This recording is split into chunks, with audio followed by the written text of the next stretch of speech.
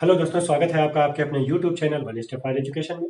और आज हम बात करने वाले हैं विस्थापन अभिक्रिया को प्रयोग के द्वारा। इस प्रयोग से हम सरलता से सीखेंगे कि किस तरह से अधिक सक्रिय धातुएं कम सक्रिय धातुओं को विस्थापित कर देती हैं। तो आइए चलते हैं प्रयोग की तरफ और इसे करके देखते हैं और फिर हमें आसानी से समझ आएगा कि विस्थापन। इसके लिए दोस्तों हमें लोहे की कीलें, एक कांच का बाउल, पानी, कॉपर सल्फेट और धागे की आवश्यकता होगी। इस प्रयोग के लिए सबसे पहले हम एक धागे का टुकड़ा लेते हैं और इस धागे के टुकड़े में कुछ लोहे की कीलों को बांध लेते हैं। अब दोस्तों, लोहे की कीलों का आप रंग देख सकते हैं, ये बिल्कुल एकदम से चमकदार है, बिल्कुल शाइन कर रही है। अब इस धागे को बांधने के बाद यहाँ पर रख लेते हैं और हम ये जो हमारे पास कॉपर सल्फेट है, इसका जली विलयन तैयार करते हैं। कॉपर सल्फेट की थोड़ी सी मात्रा हम इस बाउल में डालते हैं। कॉपर सल्फेट की थोड़ी सी मात्रा इस बाउल में डालने के बाद हम इसमें थोड़ी मात्रा में जल मिलाते हैं ताकि इसका जली विलयन तैयार हो। अब हम इसको कॉपर सल्फेट को इस जल में घोल लेते हैं। दोस्तों, इसमें घुलने में कुछ टाइम लगेगा। दोस्तों देखिए, ये कॉपर सल्फेट और जल का विलयन तैयार है।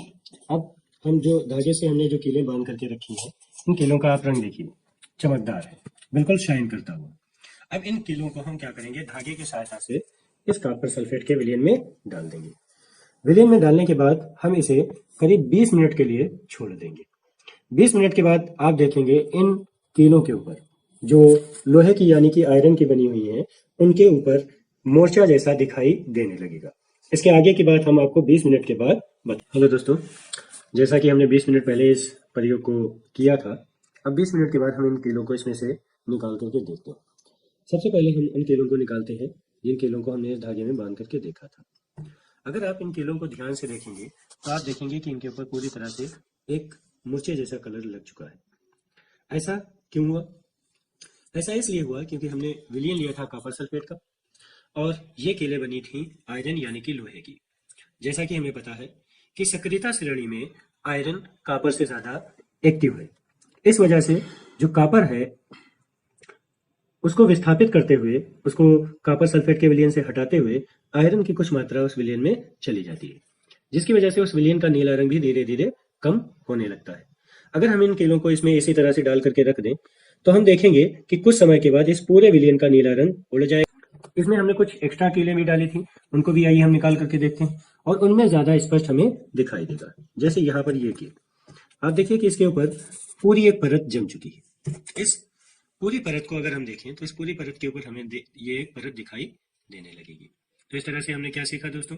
हमने सिंपल सा एक रिएक्शन सीखा कि जब हम कॉपर सल्फेट के विलयन में लोहे की एक कील को डालते हैं तो लोहा यानी कि Fe कॉपर सल्फेट से ज्यादा सक्रिय होने की वजह से क्या होता है, उस विलयन में विस्थापित होने लगता है और उस विस्थापन से कॉपर सल्फेट का जो विलयन था जिसका रंग नीला था, वो धीरे धीरे नीले से ब्राउन या पीले कलर में बदलने लगता है।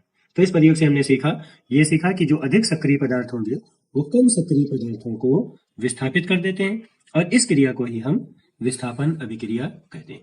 इसी तरह के दूसरे प्रयोगों में भी हम कई क्रियाकलापों को देखेंगे।